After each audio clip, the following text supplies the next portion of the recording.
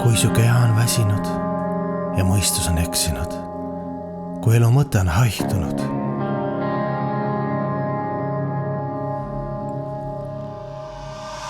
siis iga kord peab treenima end selles madalas seisus, oma hinge hoidma kuidagi kursil õigel, kas või kunstlikult veel hoidma end armastuse poole püüdmise teel.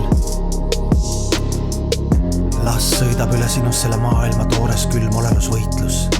Ikka suled silmad ning südames leiad vaiksed valguse killud. Ikka räägid jumalaga alandlikus keeles, isegi kui ei kuule veel vastust. Ikka palvetad tundes tänulikkust, isegi kui veel ei oska lugeda vastused igavikus. Raiud edasi end sellesse seisu, et headus võidab, surud oma valeego alla ja ei ootagi, et peale loojasid keegi mõistaks.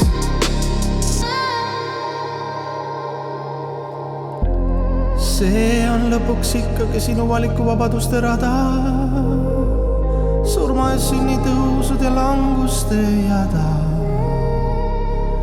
Ja kõik on alati olnud võimalik siin ja kohe selles hetkes sööstad jälle oma madalate omadustega võitlema, lastes kanda end püha vaimu lohel. Headus võidab, armastus võidab, tänulikkus võidab, alandlikkus võidab. See on loomulik. Ma laulan ja palvetan mu Jumal, mu Jumal, mu Jumal.